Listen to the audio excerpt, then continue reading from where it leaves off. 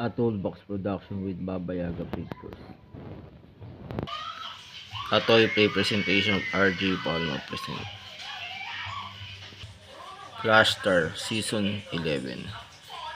The Forever Legends. Hashtag now play. Part 1. Soar. The Battle for Liberty. Nagkaroon naman ng pagpupulong sa pagitan ng Prime Minister ng Japan at ni Senator John Titor tungkol sa pagkadismaya ng Japan dahil hindi nang pagpadala ng barko ang kalyadong bansa nito. Maraming salamat sa inyong pagdating, mahal na Prime Minister ng Japan. Maraming salamat din sa pag-welcome mo sa akin, Senator John Titor. Kaya ako gusto makipagpulong sa iyo ay para mapag-usapan natin ang tungkol sa pagkadismaya ng Japan dahil hindi nagpadala ng barko ang mga kalyadong bansa nito sa tumitinding kaguluhan sa Middle East. Nabalitaan ko nga po yan, mahal na Prime Minister. Huwag kayong mag-alala, may gagawin pong hakbang ang aming bansa tungkol dito. Maraming salamat kung ganoon, Senator. Kaya inutusan ni Senator John Titor ang sundalang si Walter Ace na mag-time travel pabalik sa past para i-reset ulit ang timetable. Total, John Titor, isa kang sundalo. Gusto sana kitang utusan na mag-time travel ka pabalik sa past para i-reset ulit ang timetable para matapos na ang kaguluhan ngayon sa nangyayari sa Middle East. Masusunod po, Senator John Titor. Maraming salamat kung ganoon, Walter Ace. Kaagad ng time travel pabalik sa past si Walter Ace. Baon ng pag-asa na magliligtas niya ang future pabalik sa past. Kaagad daw magta-time travel sa past. Baon ang aking pag-asa na maliligtas ko tong future na to pagkabalik ko sa past. Nagsagawa naman ng sariling investigasyon sila Marcela at Bernardo tungkol sa pagkamatay ng military aid ni Governor Luis Aragon para sa ganun managot kung sino man may gawa nito. Bernardo, bakit ano yun, Senyora Marcela? Magsagawa tayo ng sarili nating investigasyon tungkol sa pagkamatay ng military aid ni Gobernador Luis Aragon nung nakaraan lang. Para sa ganun, mahanap natin at mapanagot natin kung sino man may gawa nito. Sige ba?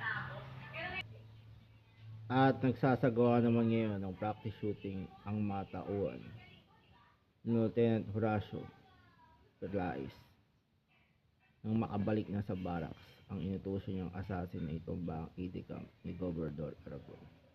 Okay guys, magsasagawa tayo ng practice shooting ngayon dahil utos sa atin to ni Commander Raymond. Maliwanag ba? Opo, Lieutenant Horacio Perlaez.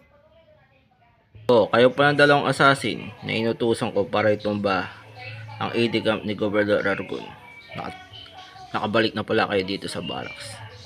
Oo, Lieutenant Horacio. At tsak, matutuwa ka sa ibabalita namin sa iyo. Naintumba na namin ang AD camp ni Aragon. Mabuting kung ganun. At natuwa nga ako sa inyong binalita sa akin. Yan. At mamaya magsasagawa daw si Commander Raymond ng mass inspection at testing ng mga kanyon. Maliwanag ba? Opo, Lieutenant Horacio Perlaez. Kaya natuwa siya yung binalita sa kanya na itumba na ang AD camp ni Aragon. At mamaya din magsasagawa rin si Commander Raymond ng mass inspection at testing ng kanyon.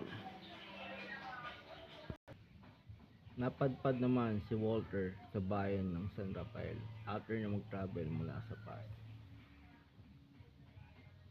Mukhang napadpad yata ako sa bayan ng San Rafael after ko mag-travel mula sa PAS. Kagad naman siya hinuli ng mga Guardia Civil at dinala sa kampo nila para doon tanungin. Boss, kagad ka naming uhuliin dahil kami ang mga Guardia Civil dito at dadaling ka namin sa kampo namin para doon ka tanungin. Okay po mga boss, sasama po ako sa inyo ng maayos. Magaling kung ganun. At ginisa siya ng tanong ni Commander Raymond kung saan siya galing at pinapaturo sa kanya sa mapa kung saan bansa siya nabibilang. Ayun, Dayo. Ako si Commander Raymond ng mga Guardia Civil at nandito ka para gisayin kita sa mga tanong kung saan ka galing at ipapaturo ko sa iyo sa mapa kung saan ka bansa nabibilang. Pero di masagot ito ng maayos ni Walter kaya napipiko niya si Commander Raymond.